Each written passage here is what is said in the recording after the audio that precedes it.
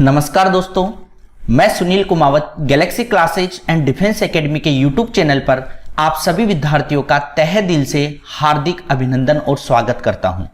दोस्तों, आज का जो वीडियो अपना रहने वाला है वो प्रैक्टिस सेट पेपर 7 से संबंधित रहेगा, जिसमें विगत भर्ती परीक्षाओं से संबंधित महत्वपूर्ण प्रश्न समावेश है जो आगामी भर्ती परीक्षाओं के लिए आपके लिए बेहतर साबित हो सकते हैं। तो दोस्तों, आइए चलते हैं अपन वीडियो की ओर। तो आप एक बार इसे लाइक जरूर कर दे, सभी दोस्तों को शेयर कर दे ताकि सभी विद्यार्थियों को इसका फायदा हो सके। दोस्तों, आप इस वीडियो को एंड तक देखते रहना, एंड तक वीडियो के माध्यम से बने रहें। आपको बहुत अच्छे क्वेश्चन और अच्छे लेवल के क्वेश्चन आपको देखने को मिलेंगे जो लास्ट टाइम रेलवे के अंदर क्वेश्चन पूछे गए थे। तो दोस्तों, आइए देखते हैं।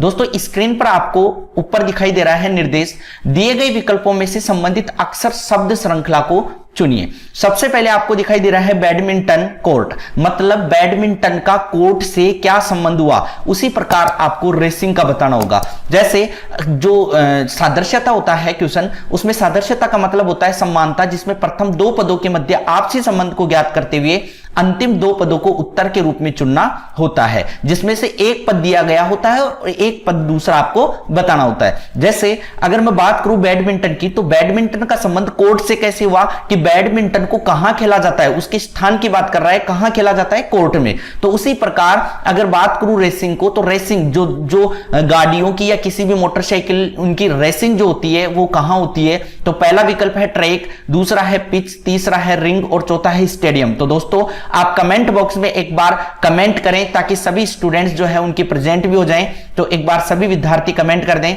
पहला ट्रैक, दूसरा पिच, तीसरा रिंग और चौथा स्टेडियम। तो दोस्तों, राइट आंसर होगा ऑप्शन नंबर 1 ट्रैक, क्योंकि रेसिंग जो है वो कहां की जाती है, ट्रैक में। लेकिन अन्य विकल्पों की अगर मैं बात करूं तो जो पिच है, पिच जो है वो क्रिकेट खेल के लिए काम में लिया जाता है। क्रिकेट को कहां खेला जाता है, पिच पर। उसी प्रकार अगर रिंग की बात करूं तो रिंग से संबंधित कौन सा खेल आएगा, एक तो बॉक्सिंग।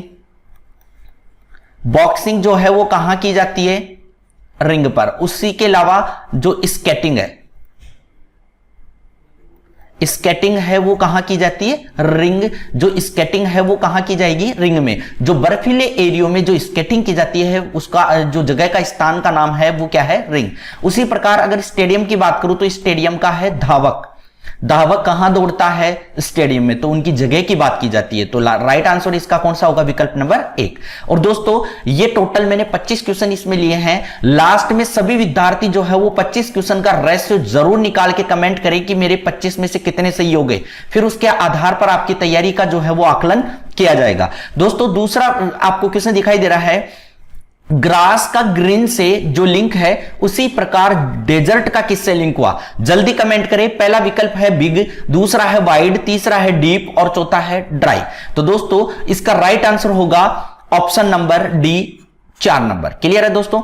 लेकिन बात करें इससे संबंधित, तो ग्रास जो है, ग्रास का मतलब हो गया घास। क्लियर है दोस्तों। उसी प्रकार अगर ग्रीन की बात करूं तो ये क्या है, हरा। और डेजर्ट की बात करें तो ये क्या होता है, रेगिस्तान। रेगिस्तान। तो दोस्तों, जो घास है वो क्या होती है, हरी। उसी प्रकार रेगिस्तान क्या होता है, क्या बिग बड़ा होता है या वाइड चौड़ा होता है या डीप गहरा होता है या फिर ड्राई सूखा होता है। तो दोस्तों, जो रेगिस्तान है वो क्या होता है, सूखा। तो राइट आंसर कौन सा होगा, ऑप्शन नंबर 4। और दोस्तों, जो भी क्वेश्चन अपन करेंगे बिल्कुल लिमिटेड समय में करेंगे, क्योंकि समय को ध्यान में रखते हुए अपने को टोटल 25 क्वेश्चन हल करने हैं। और आपको जो पहले क्वेश्चन है उसका आपको इमेज दिखाई दे रही है कोर्ट की। उसी के अलावा अगर बात करूं तो सेकंड आपको यहां, अगर इसका आंसर रेसिंग की बात करूं तो रेसिंग की जो इमेज है वो आपको यहां ट्रैक दिखाई दे रहा है। क्लियर है दोस्तों। नेक्स्ट क्वेश्चन, दोस्तों नेक्स्ट क्वेश्चन आपको स्क्रीन पर दिखाई दे रहा है जो सादृश्यता से संबंधित है। चेक कीजिए, 79 का 80 से क्या लिंक हुआ कि 79 में आपने क्या जोड़ा, 1। उसी प्रकार गुणंतर में क्या जोड़ूं, 1, तो कितना आता है, 70। तो सभी विद्यार्थी एक बार कमेंट करके आंसर बताएं। लेकिन दोस्तों, आप सोच रहे होंगे कि 1 नंबर आंसर सही है, जो आंसर बिल्कुल गलत है, क्योंकि इतने इजी तरीके से कोई भी एग्जामिनर देने की कोशिश कभी नहीं करेगा कि आपको 1 जोड़ते ही आंसर मिल जाए। पहली बात, अगर किसी भी तरीके से आंसर 2 या 3 मिलते हैं तो कभी भी विकल्प में दोनों तीनों नहीं आते हैं। हो सकता है एक कोई सा भी आ जाए, लेकिन बिल्कुल इजी वे में अगर कोई आंसर है तो उसको डायरेक्ट टिक मत कर देना आप, वो गलत माना जाएगा। ग्रुप डी का क्वेश्चन है, पारी मैंने यहां पर नहीं डाली, लेकिन ग्रुप डी का क्वेश्चन है। एक बार गौर करें किस तरीके से लोगा गुणेसी को 80 किस तरीके से लिखा गया, एक बार जरूर थोड़ा सा फोकस डालें। मैं आपको समय देता हूं 10 से 15 सेकंड का, 20 सेकंड का समय देता हूं, क्योंकि दोस्तों अगर थोड़ा सा ज्यादा समय दूंगा, क्योंकि मैं मानता हूं आपकी बात कि 1 मिनट का समय कम से कम लगता है, लेकिन 1 मिनट का समय दूंगा और फिर अगर उसको बताऊंगा तो शायद जो है वो समय ज्यादा लग जाएगा। तो आप एक बार कम समय में इसको एक बार ऑब्जर्व करें, बिल्कुल हो जाएगा, ऐसी कोई बड़ी बात नहीं है। चेक करें।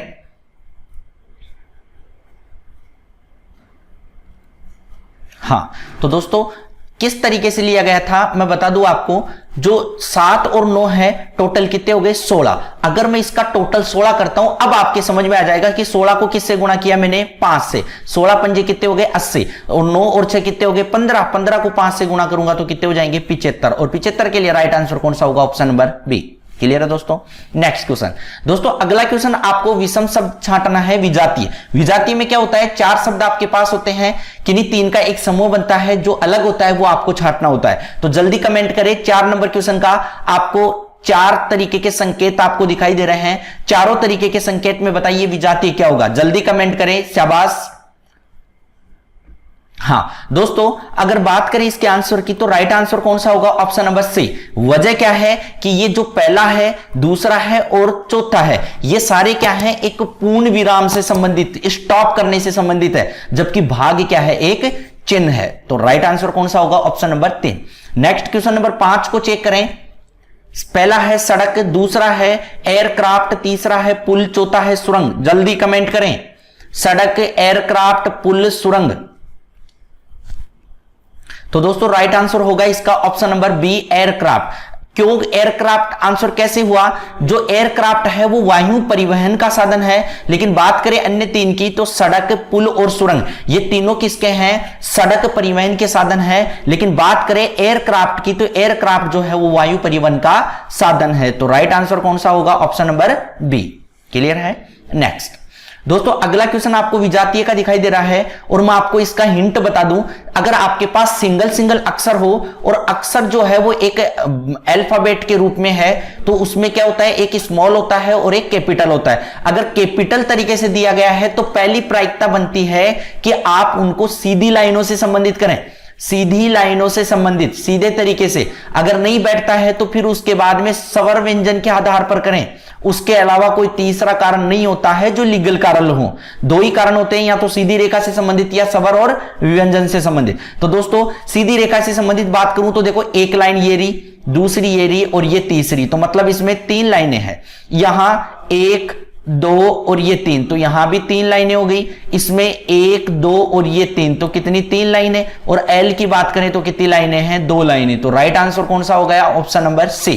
लेकिन दोस्तों अगर बात करें इसको स्मॉल के तरीके से, जैसे मैंने एच लिख दिया, ए लिख दूं, एल लिख दूं और के लिख दूं, तो इस स्थिति में अगर मैं आपको विजातीय छटाऊंगा, अगर विजातीय छाटने की बात करूंगा तो यहां एच और एल और के ये तीनों क्या है, व्यंजन, जबकि ए क्या है, स्वर। तो इसका राइट आंसर कौन सा होगा, ऑप्शन नंबर बी। लेकिन ये कब सिचुएशन होती है, जब जो स्मॉल तरीके से आपके अल्फाबेट दिए गए हों, और अगर कैपिटल तरीके से दिए हुए हैं तो पहले प्रायिकता सीधी रेखाओं से संबंधित बनती है, दूसरी प्रायिकता आपकी कौन सी होती है, जो स्वर और व्यंजन से संबंधित होती है। अगर पहली काम नहीं करे तो आपको दूसरा काम में लेना है। क्लियर है दोस्तों।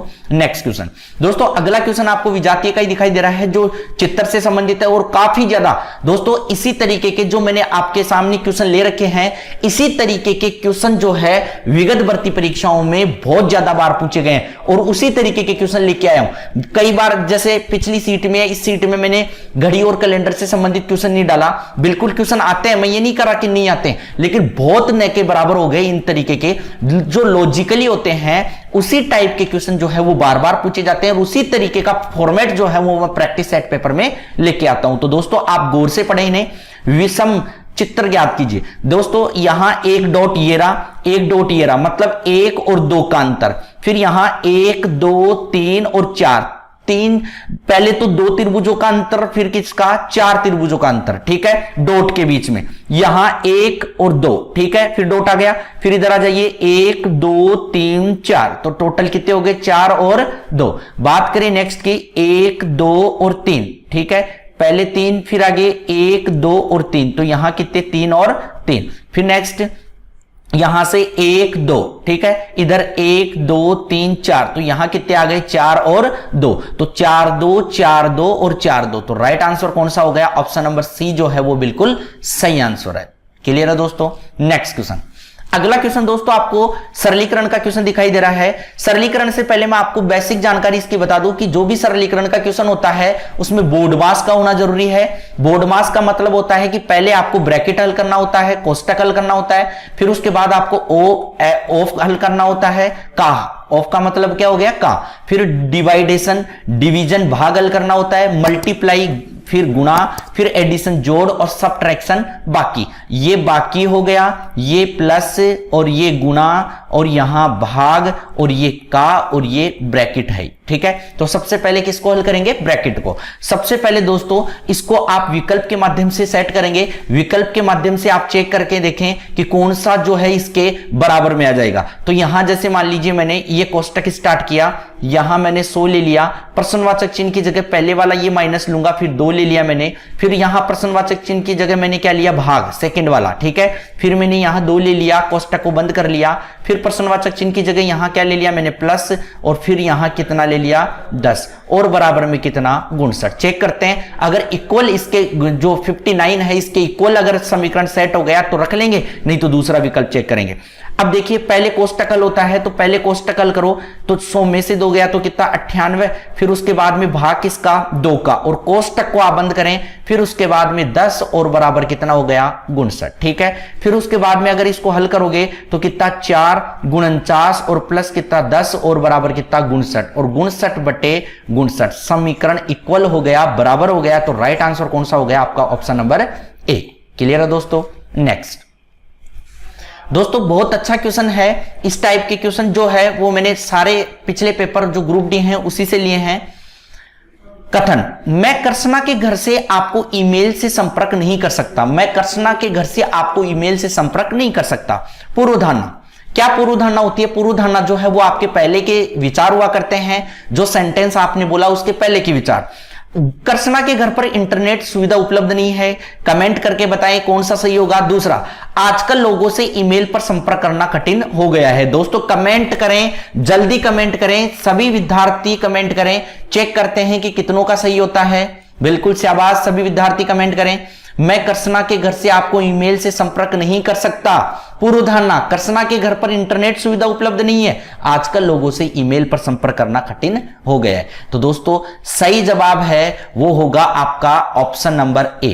चेक करें कितनों विद्यार्थियों का सही हो गया, ऑप्शन नंबर 1 जो है वो राइट आंसर होगा। दोस्तों कैसे, मान लीजिए एक कृष्णा लड़की है, कृष्णा के घर से आपको ईमेल से संपर्क नहीं कर सकता। मतलब मैं आपको यह कह रहा हूं कि मैं कृष्णा के घर से आपको ईमेल से संपर्क नहीं कर सकता। इसका मतलब साफ है कि मैं ईमेल तो कर सकता हूं। एक तो मेरे पहले की पूर्वधारणा क्या है कि मैं एक तो ईमेल कर सकता हूं, उसके अलावा मैं ये थोड़ी कह दूंगा कि आजकल लोगों से ईमेल से संपर्क करना कठिन हो गया। अगर ये बात कठिन होती तो मैं ये बात बोलता कि ईमेल से संपर्क नहीं कर सकता, आपको ईमेल से संपर्क नहीं कर सकता ये बात बोलता तो आपको लगता कि शायद हो सकता है कि कठिन हो। लेकिन मैंने कहा ना कि कृष्णा के घर से मैं ईमेल नहीं कर सकता, इसका मतलब मैं अन्य जगह से तो कर सकता हूं लेकिन कृष्णा के घर से मैं ईमेल नहीं कर सकता। इसका मतलब कृष्णा के घर से क्या कारण हो सकता है, इंटरनेट सुविधा नहीं है। और क्या कारण होगा, क्योंकि कृष्णा के घर से आप ईमेल नहीं कर सकते, यही कहा जा रहा है कि कृष्णा के घर से मैं ईमेल नहीं कर सकता। इसका मतलब उसके पास अन्य कोई और सुविधा है लेकिन ईमेल की कोई सुविधा नहीं है। और वो क्या नहीं है, कृष्णा के घर से ही नहीं कर सकता, इसका मतलब वो साफ है कि वो इंटरनेट की सुविधा का अभाव है। क्लियर है दोस्तों। तो पहला सही, राइट आंसर कौन सा होगा, ऑप्शन नंबर ए। नेक्स्ट, और दोस्तों अगले क्वेश्चन से पहले मैंने एक इमेज यहां डाली है जो कथन पूर्व धारणा मैंने पहले टॉपिक पढ़ा दिया। कोई भी बच्चों का अगर कहीं भी कोई समस्या नजर आती है तो मेरा पिछला वीडियो आप जरूर देखें, मैंने कथन पूर्व धारणा का टॉपिक प्रॉपर डाल रखा है। मैं बिल्कुल आपको विश्वास से कह सकता हूं कि 1 घंटे की क्लास में आप पूरा टॉपिक बहुत अच्छे से समझ सकते हैं। स्क्रीनशॉट ले लें, जो महत्वपूर्ण जानकारी है मैंने यहां डाल दी है, तो आप एक बार इसका स्क्रीनशॉट ले लें। नेक्स्ट इसका भी स्क्रीनशॉट ले लो। दोनों जो है वो आपको महत्वपूर्ण जो जानकारी है वो मैंने दोनों इमेजों के माध्यम से दे दी है। क्लियर है दोस्तों।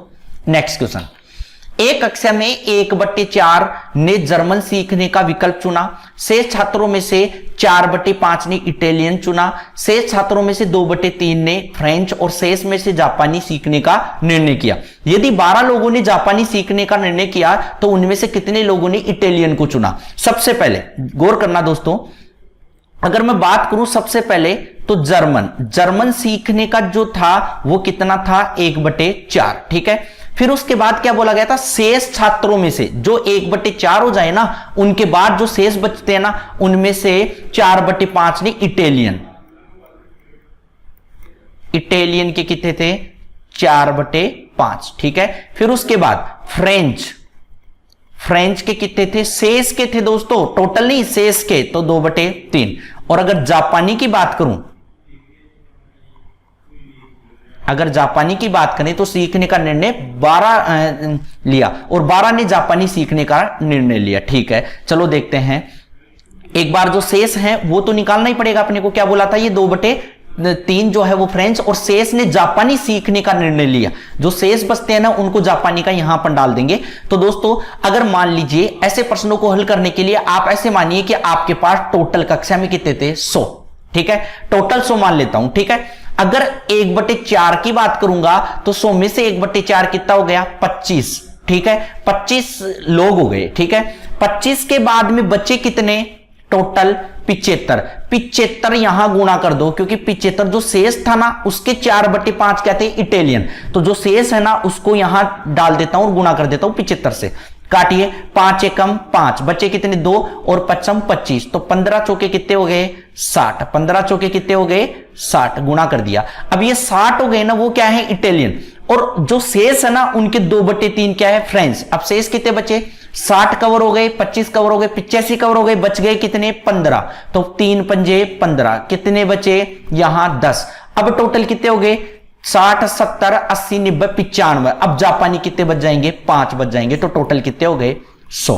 क्लियर है दोस्तों। अब देखो यहां क्या देख रखा है, गौर करना, 12 लोगों ने जापानी सीखने का निर्णय लिया तो उसमें से कितने लोगों ने इटालियन को चुना। अगर 12 लोग जापानी की बात कर रहे हैं तो जापानी अपना कितना है 5, जापानी लोग कितने हैं 5। तो गौर करना दोस्तों, ये 5%, 5% हिस्सा है। 5% बराबर कितने लोग हो गए 12 लोग। 5% बराबर 12 लोग है। बात करूं 1% बराबर तो 12 बटे कितना 5, 1% बराबर कितना हो गया 12/5। और अगर बात करूं 100% बराबर की तो कितना हो जाएगा टोटल 5 एकम 5, 5 दूनी 10, कितने हो गए 20।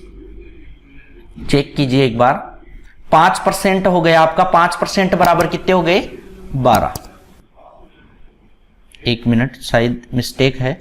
12 लोगों ने जापानी सीखने का निर्णय लिया तो 12 लोग 5% लोग हो गए जापानी वाले। देखिए 60 70 80 85 95, तो 5% बराबर कितने हो गए 12 लोग। अगर 1% बराबर की बात करूंगा तो कितने हो जाएंगे 12/5। और अगर बात करें अपन, इसने क्या कहा, सॉरी ये टोटल व्यक्तियों की संख्या आपको नहीं चाहिए, टोटल व्यक्तियों की संख्या दोस्तों आपको नहीं चाहिए। अगर मैं टोटल व्यक्तियों की बात करूंगा तो कितना आ जाएगा 100%, तो 100% में 12 दूना 24, टोटल व्यक्ति कितने आ जाएंगे दोस्तों 240। लेकिन ये आंसर नहीं हुआ है, ये टोटल व्यक्तियों का रेशियो है, ये टोटल व्यक्तियों का रेशियो है। लेकिन अगर मुझे क्या पूछा गया है क्वेश्चन में, कितने लोगों ने इटालियन को चुना, तो इटालियन का प्रतिशत देखिए कितना था 60%।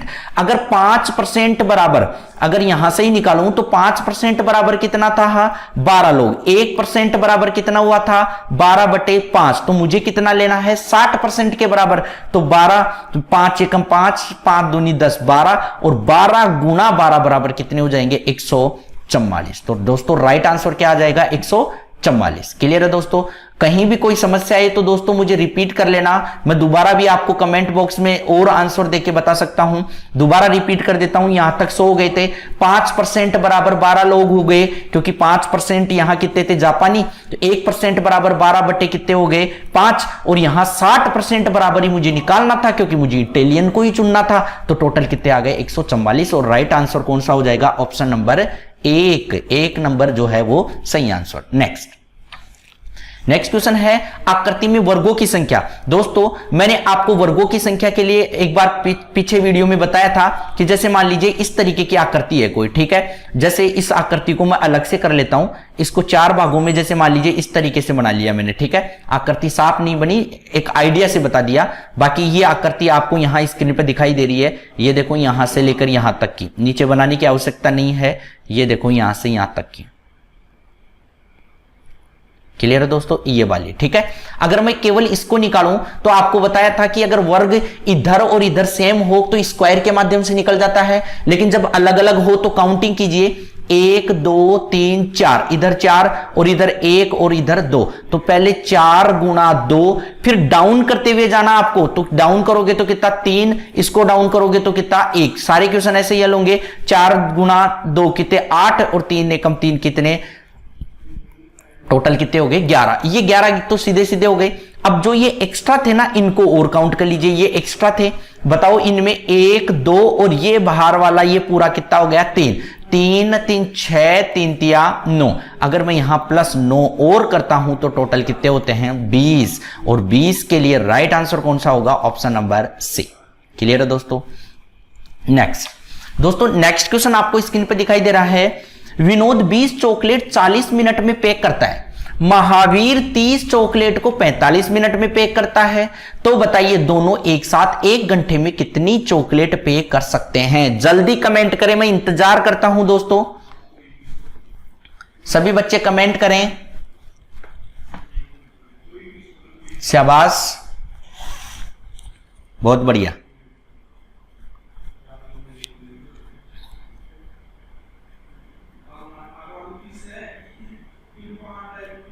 शाबाश दोस्तों, ये क्वेश्चन मैंने एसएससी से लिया था, एसएससी 10+2 का है, और पेपर याद नहीं रहता क्योंकि मैंने डाला नहीं इसमें, लेकिन ये कंफर्म है कि एसएससी का क्वेश्चन लिया था मैंने, ठीक है ना। तो दोस्तों चेक करें एक बार, विनोद 20 चॉकलेट 40 मिनट में पैक करता है, ठीक है, 40 मिनट में कितनी चॉकलेटों को पैक कर रहा है? 20 को। क्लियर है? अगर बात करें किसकी? विनोद की, ठीक है ये। और अगर बात करें महावीर की, तो महावीर 30 चॉकलेटों को 45 मिनट में, तो 45 मिनट में कितनी चॉकलेटों को कर रहा है पैक? 30 चॉकलेटों को, ठीक है, 30 चॉकलेटों को। अब दोस्तों यहां अगर अपन बात करें 1 घंटे की, अगर कोई 40 मिनट में अगर 20 चॉकलेट पैक करता है, ठीक है, तो बताइए 1 मिनट में कितनी पैक करेगा? 20 बटे कितना 40, और आपको दोनों का 1 घंटे का लेना है, 60 मिनट का लेना है। 0 से 0 कटी, यहां 2 और यहां कितने 10, ठीक है, और यहां कितने हो जाएंगे 5 और 56 कितने हो गए 30, मतलब ये 30 को पैक कर देगा 1 घंटे में। और बात करें महावीर की, तो 45 मिनट में 30 चॉकलेट, तो 1 मिनट में कितनी करेगा? 30 बटे कितने 45। और 60 मिनट की बात करें तो चेक करें, 15 दूना 30, 15 30 45, 3 दूनी 26, टोटल कितनी हो गई 40। तो ये तो हो गया 40 और ये हो गया 20, तो 40 और प्लस 30, टोटल कितने हो गए 70। तो 1 घंटे में दोनों मिलाकर कितनी चॉकलेटों को पैक कर देंगे? 70। तो राइट आंसर कौन सा होगा? Option number B. क्लियर है दोस्तों? नेक्स्ट क्वेश्चन दोस्तों, अगला क्वेश्चन है, खुशबू ने कल के शो के लिए आज फिल्म टिकट ऑनलाइन बुक किए। पूर्वधारणा, कथन पूर्वधारणा का क्वेश्चन है, जल्दी कमेंट करें, फास्ट कमेंट करें। फिल्म की टिकटों को अग्रिम तौर पर बुक किया जा सकता है। दूसरा, खुशबू कल 12 बजे सिंघम फिल्म देखने जाएगी। दोस्तों जल्दी कमेंट करें, ज्यादा हार्ड क्वेश्चन नहीं है। अगर आपका कॉन्सेप्ट क्लियर है तो कोई भी क्वेश्चन कथन पूर्वधारणा का कभी गलत हो ही नहीं सकता, अगर आपका कॉन्सेप्ट क्लियर है तो। दोस्तों खुशबू ने कल के शो के लिए आज फिल्म टिकट ऑनलाइन बुक किए हैं, ठीक है। फिल्म की टिकटों को अग्रिम तौर पर बुक किया जा सकता है। खुशबू कल 12 बजे सिंघम फिल्म देखने जाएगी। तो दोस्तों इसका सही जवाब होगा वो होगा पहला और दूसरा दोनों ही सही के लिए राइट आंसर कौन सा होगा? Option number D. और यहां डी के लिए आप या नहीं कह सकते, पूर्वधारणा फर्स्ट और सेकंड दोनों अंतर्निहित है, मतलब फर्स्ट और सेकंड दोनों सही है। दोस्तों कैसे खुशबू है, खुशबू ने कल के शो के लिए आज फिल्म टिकट अगर ऑनलाइन बुक की है, ठीक है, इसका मतलब साफ है कि अगर कोई ऑनलाइन टिकट बुक कर रहा है इसका मतलब उसके पहले की उसकी विचारधारा आपको चाहिए। क्या जो ऑनलाइन टिकट बुक कर रहा है क्या उसको समय का मालूम है ना कि कितनी बजे उसने शो बुक किया है? क्या उसको यह भी पता है ना कि कौन सी फिल्म उसने बुक की है? क्या उसको यह भी पता है ना कि कौन से थिएटर में उसको जाना है, कहां जाना है? ये सारी बातों को उसको पहले से पता होता है। तो फिल्म की टिकटों को अग्रिम तौर पर बुक किया जा सकता है। हां, उसके विचारों में यह बात आई थी तभी तो उसने बुक किया था। अगर उसके दिमाग में ये होती कि अग्रिम बुक नहीं किया जा सकता है तो शायद वो बुक करने की भी बात नहीं करती। फिर आगे, खुशबू कल 12 बजे सिंघम फिल्म देखने जाएगी। हां बिल्कुल, चाहे सिंघम फिल्म देखने की बात करें, चाहे अन्य कोई फिल्म देखने की बात करें, 12 बजे की बात करें, चाहे 2 बजे की बात करें, ये सारी बातों का समय और कौन सी फिल्म देखनी है, कहां देखनी है, कौन से थिएटर में देखनी है, ये सारी बातों को खुशबू को पता था। तो दोस्तों पहला और दूसरा सही आंसर कौन सा हो गया? Option number D. क्लियर है? नेक्स्ट अगला क्वेश्चन दोस्तों आपको बताना है, उपयुक्त आकृति का चयन करें जो प्रश्न चिन्ह के स्थान पर प्रतिस्थापित होती है। तो बताएं दोस्तों, कमेंट करें क्या आंसर आएगा। ऐसे टाइप के क्वेश्चन जो है वो 3-3 के जोड़ों के आधार पर होते हैं। जैसे ये 3 का एक जोड़ा बन जाता है, ये 3 का एक जोड़ा बन जाता है, ये 3 का एक जोड़ा पड़ता है। लगभग 99% जो है वो इस आधार पर होते हैं। 1% में प्रायिकता में सीरीज इस तरीके से ऐसे भी चला देता है। ठीक है दोस्तों, तो जल्दी कमेंट करें क्या आंसर आएगा। देखिए दोस्तों, अगर मैं बात करूं पहली रो की तो यहां देखिए 3 चिन्ह संकेत आपको दिखाई दे रहे हैं। अगर बात करूं तो सेम ऊपर वाले ही यहां दिखाई दे रहे हैं और सेम ऊपर वाले ही यहां दिखाई दे रहे हैं। तो आप देखें एक बार, एक जो एरो था वो कहां है? उत्तर में। दूसरा कहां था? सॉरी, एक जो है वो पहला तो पूर्व में, दूसरा उत्तर में और ये वाला दक्षिण में। देखो ये वाला तो कहां गया? उत्तर में। ये कहां गया? दक्षिण में। तो बताइए ये कहां है? पूर्व में। तो तीनों पार्टों को क्लियर कर दिया। ये उत्तर, ये पूर्व, तो बच गया कौन सा? दक्षिण की तरफ। अब देखिए 2 वाला और ये वाला 3 वाला और यहां वाला 1 वाला, 1 2 और 3। अब देखो यहां पर भी 3 और यहां पर 2 और यहां पर 1। ठीक है, त्रिभुजों की बात कर रहा हूं। जो यहां पर एरो है ना, ये 3, यहां 2, 1 और यहां 3। यहां 3 आ गया, यहां 1 आ गया, तो बच गया कौन सा? 2 वाला। और 2 वाले के लिए राइट आंसर कौन सा होगा? आपका ऑप्शन नंबर सी। लेकिन दोस्तों ऐसे टाइप के क्वेश्चन हमेशा रेलवे में ही पूछे जाते हैं। ये सी आंसर मत दे देना। ये सी वाला कौन सी जगह पर है? बी में। तो राइट आंसर कौन सा होगा? Option number B. इसी चक्कर में बच्चे क्वेश्चन भी गलत कर देते हैं, तो बिल्कुल ध्यान दिया करो। नेक्स्ट, एक लड़की घड़ी को देखती है जब उसमें सुबह 3 बजे का समय दिखाई देता है। घड़ी हर रोज 16 मिनट पीछे हो जाती है जब वह चौथे दिन उसी समय पर घड़ी देखती है। तो घड़ी में सही समय क्या होगा? जल्दी कमेंट करें, बिल्कुल इजी वे में हल हो जाएगा। कॉमन सेंस की बात है दोस्तों। अगर मैं बात करूं, मेरी एक बार इस क्वेश्चन को छोड़कर आप मेरी 1 मिनट मेरी बात छोड़ें, एक बार मेरी 1 मिनट आप बात समझें। मेरा जो मकसद है वो किस तरीके का मकसद है कि लॉजिकली टाइप के क्वेश्चन डाले जाए। आपको 25 क्वेश्चन दिए गए हैं, ऐसे टाइप के क्वेश्चन है जो इजी भी हैं लेकिन गलत भी हो जाते हैं, और ऐसे टाइप के क्वेश्चन ही प्रतियोगी परीक्षाओं में आते हैं। मेरा मकसद ये नहीं है कि मैं आपको इस तरीके के क्वेश्चन दूं कि कोई घड़ी का ऐसा क्वेश्चन दे दिया जो किसी को ही नहीं आए, कैलेंडर का दे दिया जो किसी को ही नहीं आए, दिशा का दे दिया जो किसी को ही नहीं आए। अगर ऐसा ही करना हो तो शायद कोई बड़ी बात नहीं है कि आपके 25 में से 10% ही मैं हल करवा दूं। बिल्कुल, मैं चाहूं आपको 10 करवा सकता हूं, मैं चाहूं 12 करवा सकता हूं, लेकिन इस तरीके का पैटर्न डालने से कोई फायदा नहीं है जो इतना टफ और कभी प्रतियोगी परीक्षाओं में नहीं पूछे जाए। लेकिन ऐसे टाइप के जो क्वेश्चन होते हैं वो लॉजिकली क्वेश्चन होते हैं, इजी टाइप के होते हैं, बच्चा उसमें उलझता है, गलत होने की संभावना ज्यादा रहती है। तो इसी टाइप के क्वेश्चनों की ज्यादा से ज्यादा प्रैक्टिस किया करें। तो दोस्तों बताएं कमेंट बॉक्स में क्या आंसर होगा। देखिए, अगर मैं सुबह बात करूं 3 बजे की, ठीक है, और 16 मिनट पीछे हर रोज, मतलब प्रत्येक दिन 16 मिनट पीछे होती है, तो चौथे दिन अगर यहां 3 बजे की बात करूं तो 1 दिन, 2 दिन, 3 दिन और 4 दिन अगर पीछे जाऊंगा तो पहले एक दिन जाते ही कितना मिनट पीछे हो गया 16, दोबारा कितना 16, यहां भी कितना 16 और यहां भी कितने 16, सबको जोड़ूंगा तो टोटल मिनटें कितनी हो जाएंगी 64। ठीक है, 16 चौके 64। और यहां 3 बजे से अगर मैं 64 मिनट पीछे की तरफ जाऊंगा तो 60 मिनट जाते ही कितना बजेगी 2, और अगर मैं और 4 मिनट जाऊंगा तो कितना हो जाएगा 1:56 जो है वो इसका सही आंसर होगा, ऑप्शन नंबर बी। क्लियर है दोस्तों, और काफी विद्यार्थियों ने बिल्कुल सही आंसर दिया है। नेक्स्ट, अगला क्वेश्चन, कथन निष्कर्ष। एक किराएदार ने अपने पड़ोसी से कहा, आजकल ऊंचे भवनों में भी बहुत सारे मच्छर हैं, यह मेरी नींद में बाधा डाल रहे हैं। दोस्तों, कथन निष्कर्ष का भी टॉपिक मैं प्रॉपर आपके बीच में लेके आ गया हूं, पहले डाल चुका हूं। कहीं भी दिक्कत आए तो एक बार उस वीडियो को जरूर आप देखना, आपका कॉन्सेप्ट क्लियर हो जाएगा।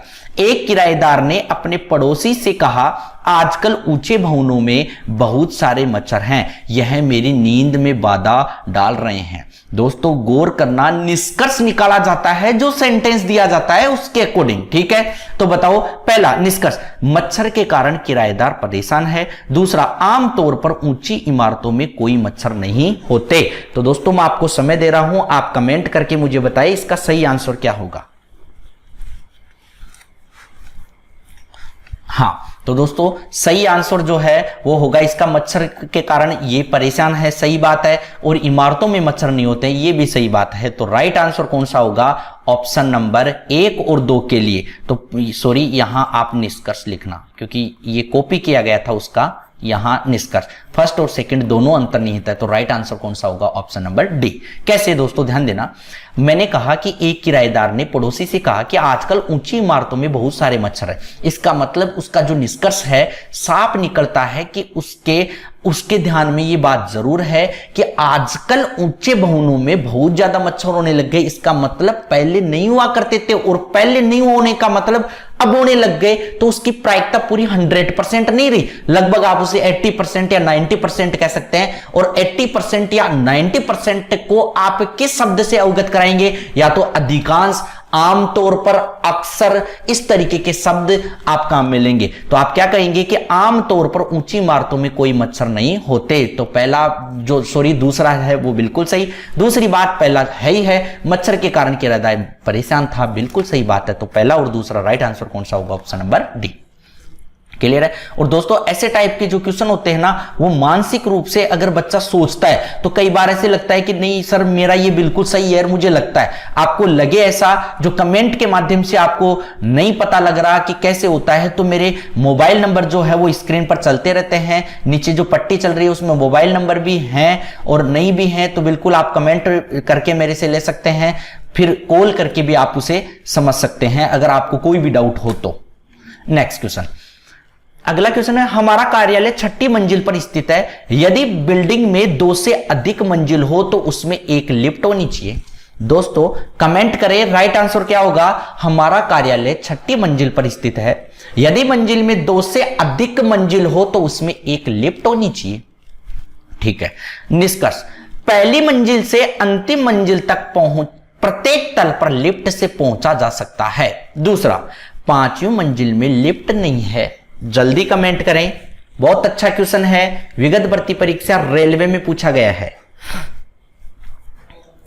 और दोस्तों आपको सभी क्वेश्चन जो है कौन सी भर्ती परीक्षा में कौन सा पूछा गया है, रुक्मणी की गाइड मार्केट में उपलब्ध है, जिसमें 50-50 का सेट है, 3 किताबें मार्केट में है, जिसमें टोटल 150 पेपर आपको मार्केट में मिल जाएंगे, उसी से ये उठाए हुए हैं। और रुक्मणी के जो प्रैक्टिस सेट पेपर हैं, जो पेपर सेट है विगत भर्ती परीक्षाओं के, वो बिल्कुल सटीक है, उसमें कहीं कोई प्रॉब्लम नहीं है। हाँ दोस्तों, हमारा कार्यालय 6ठी मंजिल पर स्थित है। मैंने कहा कि हमारा कार्यालय 6ठी मंजिल पर है, यदि बिल्डिंग में 2 से अधिक मंजिल हो तो उसमें एक लिफ्ट होनी चाहिए। मैंने आपको राय दी कि अगर 2 से अधिक मंजिल है तो उसमें लिफ्ट होनी चाहिए। अब इसने क्या कहा कि पहली मंजिल से अंतिम मंजिल तक प्रत्येक पर लिफ्ट से पहुंचा जा सकता है। बोला सर अगर 1 से अधिक मंजिल पर अगर लिफ्ट होनी चाहिए ना तो पक्का उसके ऊपर लिफ्ट से पहुंचा भी जाया जा सकता है। अब कई बार तो स्टूडेंट के दिमाग में यह भी घूमती है, अब कई विद्यार्थी, अब देखो कई विद्यार्थियों ने इसको गलत भी किया होगा कि सर ये बिल्कुल गलत है। कैसे? बोला सर 2 से अधिक मंजिल पर लिफ्ट, 2 से अधिक मंजिल हो तो उसमें एक लिफ्ट होनी चाहिए। तो उनको ऐसे लग रहा है कि सर फिलहाल तो लिफ्ट है ही नहीं ना। तो दोस्तों कॉन्सेप्ट को ध्यान रखना कि मैं बात पूर्व धारणा की नहीं कर रहा हूं, अब बात मैं निष्कर्ष पर आ गया हूं, क्योंकि मैं ऑफलाइन भी पढ़ाता हूं तो मुझे बहुत अच्छे से पता है कि बच्चा क्या करता है कि अगर आपने उसको पूर्व धारणा का टॉपिक पढ़ा दिया ना तो कथन निष्कर्ष में जाते जाते उसी चीज को अप्लाई करने लग जाएगा, उसको गलत करने की कोशिश करेगा। फिर उसको बताना पड़ता है भाई कथन निष्कर्ष का है, पूर्व धारणा का नहीं है। ये चीज उसको फिर बताना पड़ता है और बताने के बाद में उसको समझ में आ जाता है। तो दोस्तों क्या बोला इसने, हमारा कार्यालय 6ठी मंजिल पर स्थित है, यदि बिल्डिंग में 2 से अधिक मंजिल हो तो उसमें एक लिफ्ट होनी चाहिए। अगर 2 से अधिक मंजिल पर लिफ्ट होनी चाहिए तो पहली मंजिल से अंतिम मंजिल तक प्रत्येक तल पर लिफ्ट से पहुंचा भी जा सकता है। तो यह बात बिल्कुल सत्य। 5वीं मंजिल में लिफ्ट नहीं है, गलत बात। अगर 1 से लेकर 6 तक की मंजिल तक लिफ्ट से पहुंचा जा रहा है तो 5वीं मंजिल पर पक्का लिफ्ट है। तो पहला सही, और पहले सही के लिए राइट आंसर कौन सा होगा? Option number A. दोस्तों यहां पूर्व धारणा को आप काट देना और यहां निष्कर्ष लिखना, क्योंकि ये वहां से मैंने थोड़ा ध्यान नहीं दिया, यहां आप निष्कर्ष लिख लेना बाय मिस्टेक। क्लियर है? नेक्स्ट क्वेश्चन है, सुप्रिया पल्लवी के साथ चेस खेल रही है। यदि सुप्रिया का मुंह उत्तर दिशा की ओर है तो चेस की मानक बैठक स्थिति को मानते हुए पल्लवी का मुंह किस दिशा की ओर? बिल्कुल सिंपल है, आप इजी में कर देंगे और 10 सेकंड भी पर्याप्त है इसके लिए। हाँ दोस्तों ध्यान देना, सुप्रिया पल्लवी के साथ चेस खेलती है। चेस के लिए हमेशा इंसान को आमने सामने बैठना होता है, ठीक है। यदि सुप्रिया का मुंह उत्तर दिशा की ओर है, अगर यहां उत्तर दिशा की ओर मुख करना है और यहां सुप्रिया को मैंने बिठा दिया उत्तर की तरफ मुख करके, ठीक है। चेस की मानक बैठक स्थिति को देखते हुए, मानक बैठक स्थिति क्या होती है? चेस की आमने सामने होती है। तो बताइए सामने कौन बैठी है? पल्लवी। क्लियर है? तो इसलिए क्या बोला, तो पल्लवी का मुंह है किस दिशा में है? तो किस दिशा में है? दक्षिण दिशा में। बिल्कुल इजी क्वेश्चन था, ऑप्शन नंबर बी। नेक्स्ट अगला क्वेश्चन है जो आपका न्याय निगमन से संबंधित है। ये टॉपिक मैं आपको प्रॉपर बताऊंगा, लेकिन एक बार आप इसे भी समझें। कोई गिटार वायलिन नहीं है, तो एक बार डायग्राम बना लें। कोई भी गिटार, जैसे मान लीजिए यहां मैंने लिख दिया गिटार, कोई भी गिटार क्या नहीं है? वायलिन, ये लिख दिया, ठीक है। फिर आगे इनका संपर्क कभी भी इससे नहीं हो सकता। फिर आगे सभी वायलिन तार है, तो दोस्तों सभी वायलिनों को तार बनाना है तो मैं वायलिनों के ऊपर तार को डालूंगा। और अगर मैं बात करूं पॉसिबिलिटी की, संभावना की बात करूं, तो सभी वायलिनों को तार तब भी किया जा सकता था जब तारों को आप पूरा कवर कर लेते। वो किस में आता है? पॉसिबिलिटी। और पॉसिबिलिटी डाउट के साथ में संभावना जुड़ जाता है तो वो सेंटेंस क्या होता है? सही। नेक्स्ट, कोई तार धातु नहीं है। अगर कोई भी तार अगर धातु नहीं है तो आप यहां धातु डाल दें, ठीक है। ये धातु लिख दो, ठीक है। कोई भी तार क्या नहीं है? धातु। अगर दोस्तों कोई भी तार धातु नहीं है ना तो कभी भी वायलिन का और धातुओं का भी आपस में संपर्क नहीं हो सकता। अब चेक करते हैं, सभी धातु के वायलिन होने की संभावना है। क्या सभी धातुओं के, क्या इतनी जो धातुएं हैं सभी धातुओं के क्या वायलिन होने की संभावना है? क्या अभी अभी मैंने बताया अगर कार का संपर्क, अगर सॉरी यहां तार है, या अगर मैं तार का संपर्क धातु से नहीं कर सकता तो उसके अंदर वायलिनों को तो मैं टच भी नहीं कर सकता। तो क्या सभी धातुओं के वायलिन होने की संभावना है? क्या कभी संभावना नहीं है, 1% भी नहीं है। तो पहला गलत। दूसरा, कुछ गिटार तार नहीं है। इसने क्या कहा? कुछ गिटार तार नहीं है। कुछ गिटार, बोले सर ये तो रे गिटार और ये रे तार। इसने क्या कहा? कुछ गिटार तार नहीं है। कुछ गिटार तार नहीं है। बोले सर अगर मेरे को बोला गया था कि सभी वायलिन तार है और अगर मैं सभी वायलिनों को तार ऐसे बना देता, अगर पॉसिबिलिटी इस तरीके की डाल देता, अब इस तरीके से डाल के देखो, पहले वाले सेंटेंस जो ओरिजिनल सेंटेंस था उसको मिलाओ।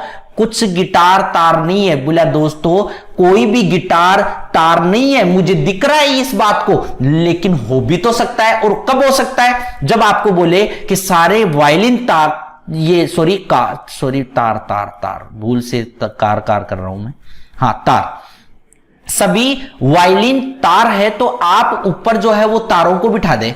तो ये किस में आ गई? पॉसिबिलिटी में। तो यहां क्या आ जाएगा? गिटार। अब पढ़ के देखो इसको, कुछ गिटार तार नहीं है। अगर सारे गिटार तार हो गए तो आप किसकी बात करेंगे अब? तो ये बात किस में है? पॉसिबिलिटी में है। और ये चीज किस में है? डाउट में। डाउट के साथ में अगर संभावना शब्द ले ले इस तरीके से, क्या कुछ गिटार के तार नहीं होने की संभावना है, तो डाउट प्लस संभावना बराबर सेंटेंस क्या हो जाए? सही। लेकिन अगर स्वतंत्र अवस्था में पड़ा कोई भी सेंटेंस है जो डाउट दिखा रहा है, वो हमेशा क्या होता है? गलत। तो पहला और दूसरा दोनों ही गलत की सिचुएशन कौन सी होती है आपकी? दोनों गलत की सिचुएशन, न तो पूर्व धारणा फर्स्ट और न ही सेकंड। मतलब आपका जो आंसर है वो कौन सा होगा? ऑप्शन नंबर सी, जिसे आपको काट के क्या लिखना है? निष्कर्ष। निष्कर्ष डाल देना है, क्योंकि एक में होने के बाद सभी में हो गए। क्लियर दोस्तों? नेक्स्ट क्वेश्चन, अगला क्वेश्चन दोस्तों 20 नंबर क्वेश्चन है जो मैट्रिक्स से संबंधित है। जल्दी कमेंट करें क्या आंसर आएगा। मैं आपको हालांकि 1 मिनट का समय देना चाहिए, 1 मिनट पर्याप्त होता है। और कुछ क्वेश्चन ऐसे भी होते हैं जो 1 मिनट से ज्यादा भी समय लग जाते हैं, लेकिन लगभग अगर एग्जामों की बात करें तो लगभग 1 मिनट में कवर हो ही जाते हैं। तो दोस्तों जल्दी कमेंट करें, देखते हैं 20 से 30 सेकंड में कितने विद्यार्थी जो है वो एडवांस ऑर्डिनरी मैन है और उन्हीं का ये हल होगा। तो जल्दी कमेंट करें। हाँ दोस्तों बताता हूं, मैं ज्यादा विषय पर नहीं जाऊंगा, क्योंकि ज्यादा विषय पर जाऊंगा तो मुझे गुणा भी करके देखना है, भाग भी करके देखना है, मैं स्क्वायर भी करूंगा, मैं क्यूब भी करता हूं। तो मैं आपको डायरेक्टली बता दूं ये किस तरीके से हुआ था। यहां 6 का क्यूब जो है वो है 216, 6 का क्यूब किया, उसके बाद में ये 5 के क्यूब को मैंने घटा दिया, ठीक है। तो कितना आ जाएगा? 91, ठीक है। उसके बाद 8 का जो क्यूब है, अगर 8 के क्यूब की बात करूं और 7 के क्यूब की बात करूं तो आप घटा के देखिए, ये देखो यहां 6 का क्यूब है 216, और अगर मैं 125 को अगर घटाता हूं तो टोटल कितने आ जाएंगे? यहां पर 1 ये 9 91। और अगर 8 का क्यूब और 7 के अगर क्यूब की बात करूं, दोनों को अगर आप घटाओगे तो क्या आ जाएगा? 169। बिल्कुल कम समय में अपन करते हैं। फिर ये 10 का और 7 का, तो 10 का 1000 हो गया, 7 का कितना हो जाएगा? 7 का 343। आप उसको घटाओगे तो कितना बच जाएगा? ये 657। और 11 को और 10 की बात करूंगा तो कितने हो जाएंगे? 11 का 1331 होता है और 10 का कितना होता है? 1000। अगर घटाओगे तो 331। और 331 के लिए राइट आंसर कौन सा होगा? Option number A. और दोस्तों ऐसे टाइप के क्वेश्चनों को क्या है कि एक प्रॉपर टॉपिक लाने के बाद ही प्रॉपर समझाया जा सकता है। इसके लिए तो आपको ऑलरेडी पहले वो स्टूडेंट आंसर दे पाएगा जो वास्तव में पहले से क्लासेस ले रखा है, ऑफलाइन या ऑनलाइन किसी भी तरीके से। लेकिन अभी तक मैंने मैट्रिक्स का टॉपिक ऑनलाइन पे नहीं डाला है। नेक्स्ट क्वेश्चन है, 5 पुरुष और 3 महिलाओं में से 1 पुरुष और 1 महिला वाली 2 सदस्या समिति का गठन किया गया है। महिलाओं में से श्रीमती ए उस समिति की सदस्य नहीं होना चाहती जिसमें श्री बी का सदस्य के रूप में लिया गया हो। कितने विभिन्न तरह से समिति का गठन किया जा सकता है? बिल्कुल ध्यान दें, कमेंट करके बताएं क्या आंसर होगा। जल्दी कमेंट करें दोस्तों। 20 से 1 सेकंड का जो है वो मैं आपको समय दे देता हूं, फिर समझाने के समय पर भी आप गौर करेंगे, तब तक हो जाएगा 1 मिनट में।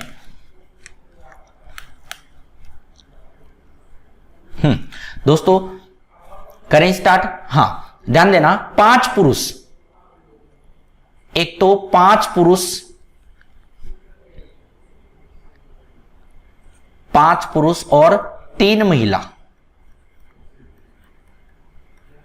2 समितियों का आपको गठन करना है, ठीक है।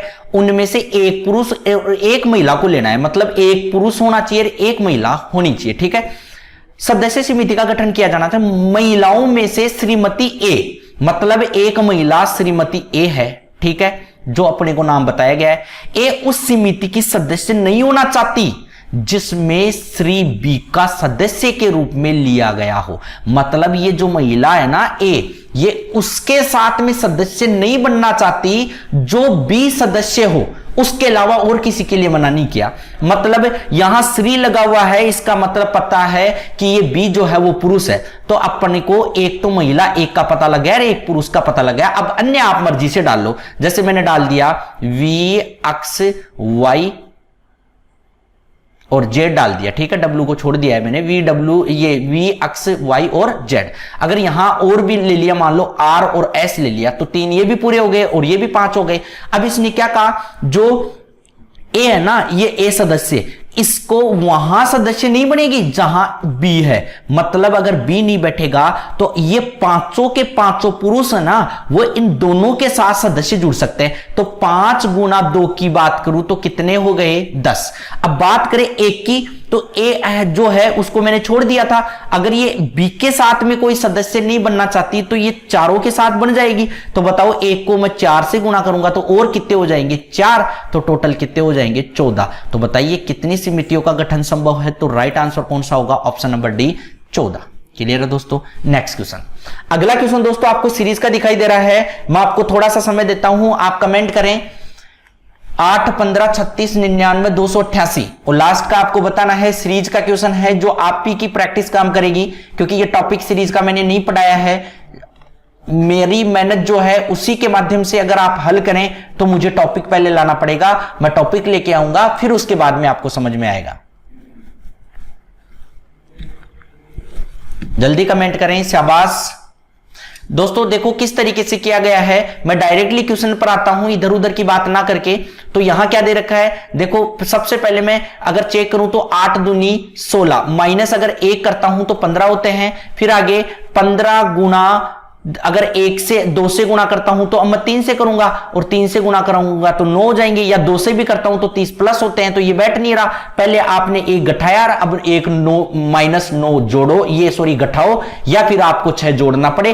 तो क्या एक कदम और बढ़ाया मैंने, क्या 8 गुना 3 तो कितने हो गए, 24, ठीक है, और माइनस 9 बराबर कितने हो गए, 15। मतलब किस तरीके से कर रखा है, नीचे मैं बता दूं आपको, 8 गुना 3 माइनस 9 तो 24 माइनस 9 कितने हो जाएंगे, 15। फिर उसके बाद में 15 गुना 3 माइनस 9 तो 45 माइनस 9 कितने हो जाएंगे, 36।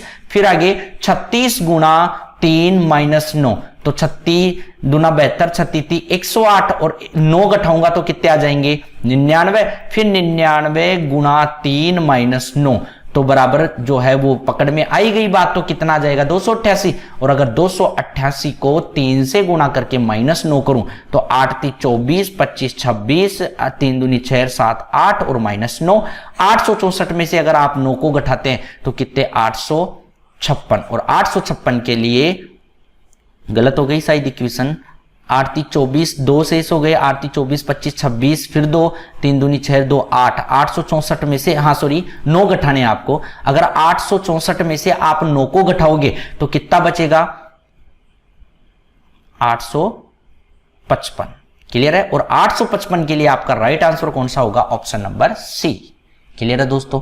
नेक्स्ट क्वेश्चन, अगला क्वेश्चन दोस्तों आपको रिश्ते से संबंधित दिखाई दे रहा है। जो रिश्ते से संबंधित बहुत अच्छा क्वेश्चन मैंने लिया है, जो पिछली भर्ती परीक्षा में ही था, और लगभग जो है इशारा करने से संबंधित है, वो हमेशा टाइप जो है वो एग्जाम में पूछी जाती है। सबसे पहले इसने कहा, एक आदमी ने एक औरत की तरफ इशारा करते हुए कहा कि उसकी मां के बेटे के भांजे का पिता मेरा बेटा है। तो उस औरत से आदमी का क्या संबंध है। दोस्तों ऐसे प्रश्नों को कैसे हल करते हैं आप समझना। सबसे पहले आप आदमी लिखें, बिल्कुल सिंपल तरीका बताऊंगा जो लगभग स्टूडेंटों को समझ में आता है। ठीक है, देखो आदमी ने औरत की ओर इशारा करते हुए कहा, यहां मैंने औरत डाल दिया। ठीक है, औरत की ओर इशारा करते हुए क्या कहा, उसकी इशारा करते हुए कहा कि उसकी मां, किसकी, औरत की, उसकी मां, जैसे बोला जा रहा है वैसे डाल देता हूं, उसकी मां के बेटे, ये लो उसकी मां के बेटे। फिर आगे क्या बोला गया, के भांजे, के भांजे। फिर आगे का पिता, का पिता, ये वाला। ठीक है, मेरा बेटा है, इस आदमी का ये क्या है, बेटा, यहां बेटा डाल दो। ठीक है दोस्तों, उस औरत से आदमी का क्या संबंध है, आपको औरत से बताना है, किसका, आदमी का। ये प्रश्नवाचक चिन्ह। दोस्तों अभी तक मैंने जो क्वेश्चन का डायग्राम बनाया मैंने आपको कुछ नहीं सिखाया, अब सिखाऊंगा। क्या? देखो क्वेश्चन क्या था, एक आदमी ने औरत की ओर इशारा करते हुए कहा कि इसकी मां के बेटे के भांजे का पिता मेरा क्या है? बेटा। तो डायग्राम बनाना किसी को कोई प्रॉब्लम नहीं है। अब चेक करें, गौर करना, ये औरत है, आपको दोनों का सामंजस्य बनाना पड़ता है। ये औरत है, इस औरत की ये मां, इसकी मां का बेटा। बताओ अगर एक औरत है, ये औरत की मां, उसका बेटा, क्या इस औरत का भाई होगा ना? पक्का। अब इस औरत का ये क्या हो गया? भाई। उसके भाई का अगला क्या है? भांजा। अगर भाई के भांजे की बात करें तो भान का बेटा। अब भान का बेटा है, गौर करना, एक औरत है, औरत की ये मां, मां का ये क्या है? बेटा। बताओ मां का बेटा क्या लगेगा? इस औरत का भाई, और भाई का क्या है? भांजा। इसका मतलब इस औरत का क्या लगा? बेटा। बताओ आप, एक लड़की का भांजा, भाई का भांजा, भाई का भांजा क्या लगा? बताओ बेटा। अब बताओ ये क्या है? इस औरत का बेटा, और बेटे का अगला क्या है? पिता। गौर करना, अगर ये इस औरत का बेटा है तो बताओ बेटे का पिता इस औरत का क्या लगा? पति। आप यहां डाल दीजिए पति। बिल्कुल सिंपल तरीके से, कोई दिक्कत नहीं है यहां आपने। अब देखो गौर करना, ये इस औरत का क्या है? पति, ये वाला, और ये आदमी जो है ना, इसको क्या कह रहा है? बेटा। अगर इसको बेटा कह रहा है तो ये इसको क्या बोलेगा? पिता। ये इसको क्या बोलेगा? पिता। अब गौर करना, आपको इसका बताना है तो कैसे बताएंगे? ये औरत है, ये औरत का क्या है? पति, ये वाला। ये अगर औरत का पति है, ये औरत के पति का इधर क्या है? पिता। तो बताओ औरत के पति का पिता इस औरत का क्या लगेगा? ससुर। बिल्कुल इजी वे में। तो बताओ दोस्तों राइट आंसर क्या होगा? Option number B. क्लियर है दोस्तों? नेक्स्ट, अगला, एक पंक्ति में 25 वृक्ष हैं और 25 वृक्ष हैं एक दूसरे की समान दूरी पर लगाए गए हैं।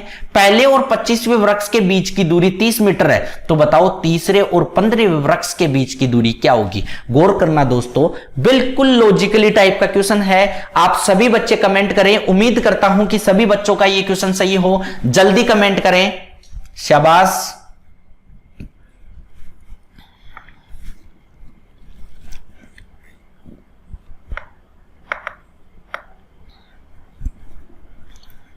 शाबाश।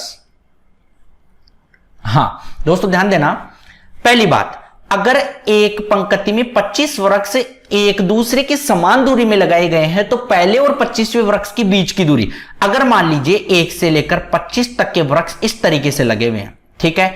बताओ अगर 1 और 25वें वृक्ष के बीच की दूरी कितनी बताई जा रही है? 30 मीटर। बताओ ऐसा ही बोला गया।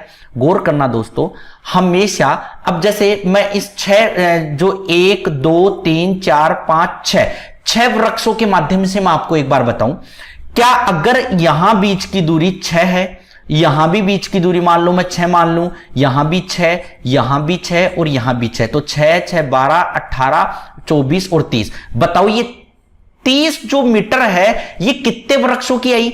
1 2 3 4 5 और 6 वृक्षों की।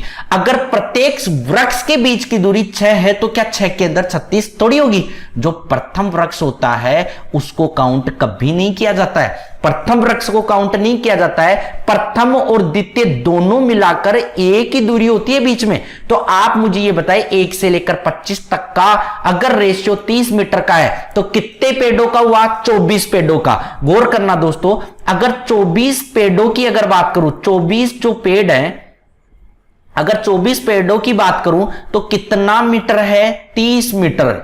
अगर मैं एक पेड़ की बात करूं तो कितना हो जाएगा? 30 बटे कितना? 24।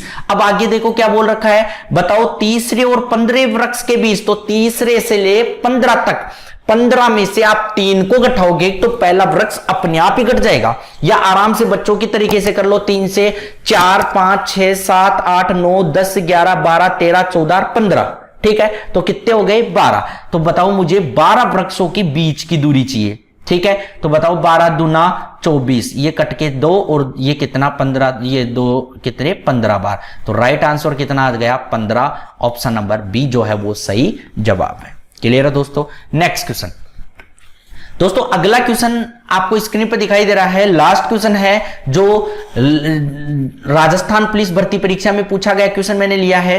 एक विद्यार्थी अपनी परीक्षा में बेईमानी नकल करते पकड़ी गई। एक विद्यार्थी अपनी परीक्षा में बेईमानी नकल करते हुए पकड़ी गई।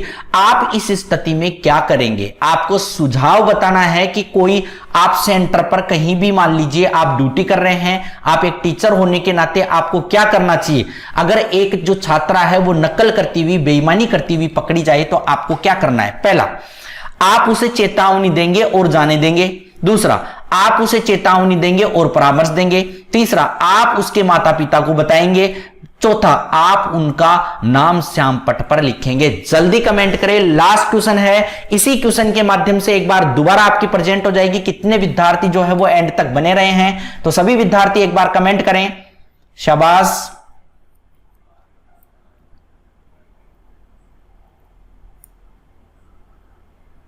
हाँ, बहुत बढ़िया दोस्तों, ध्यान देना। पहला, उससे चेतावनी देंगे और जाने देंगे। अगर आप एक एग्जाम सेंटर में टीचर हैं, अगर कोई चेतावनी दे, आप अगर उन्हें चेतावनी देंगे तो आप क्या बोलेंगे? अरे बच्चों साइलेंट, आपको टीपना नहीं है, आपको बोलना नहीं है। तो आप ऐसे थोड़ी देंगे, या तो आप उसको चेतावनी देंगे या फिर कार्रवाई करेंगे। आप उसे जाने देने का तो कोई रोल ही नहीं हुआ। तो इसने क्या कहा? आप उसे चेतावनी देंगे और जाने देंगे। जाने देने का कोई रोल नहीं होगा। अगर आपको कोई कार्रवाई भी करनी है तो जाने देने का कोई रोल नहीं होता। फिर आगे, उसे चेतावनी देंगे और परामर्श देंगे। हां बिल्कुल, अगर कोई टीप रहा है, कोई बेईमानी कर रहा है, कोई नकल कर रहा है, तो आप उसे चेतावनी देंगे, आप उसे परामर्श देंगे, सुझाव देंगे, बताएंगे कि इस तरीके से ना करें। ठीक है। नेक्स्ट, आप अपने माता पिता को बताएंगे। आप उनके माता पिता को बताएंगे। कोई मतलब नहीं है, माता पिता को बताएंगे तो कौन सा समाधान है उस चीज से। दूसरा, आप उनका नाम श्याम पट पर लिख देंगे। आप उनका नाम सामने बोर्ड पर लिखने से कौन सा समाधान हो जाएगा उस चीज का? तो राइट आंसर कौन सा होगा? ऑप्शन नंबर बी, जो लगभग स्टूडेंट्स का सही भी था। तो दोस्तों, ये 25 क्वेश्चन मैंने लिए जो लॉजिकली टाइप के क्वेश्चन थे, जो वास्तव में रियलिटी में भर्ती परीक्षाओं में इसी तरीके के क्वेश्चनों का एनवायरनमेंट है। इसी तरीके के क्वेश्चन जो है वो बार बार पूछे जाते हैं, अच्छे लेवल के हैं। आपको ऐसे भी लगेगा कि ये क्वेश्चन इजी है, वास्तव में इजी भी लगता है और गलत भी हो जाता है। यही तो पेपर का कलेक्शन होता है, जो वास्तव में ग्रुप डी के पेपरों में बहुत बखूबी तरीके से दे रखा है। तो आप उन्हें जरूर निकालें। फिर अपन मिलते हैं एक अच्छे और नेक्स्ट वीडियो के साथ में। दोस्तों, अगर आपको वीडियो अच्छा लगे तो बिल्कुल अन्य जितने भी आपके दोस्त हैं उनको शेयर जरूर कर दिया करें, लाइक करें, शेयर करें। अगर आपने इस चैनल को सब्सक्राइब नहीं किया है तो एक बार सब्सक्राइब भी कर दें। धन्यवाद दोस्तों, फिर मिलेंगे नेक्स्ट वीडियो में।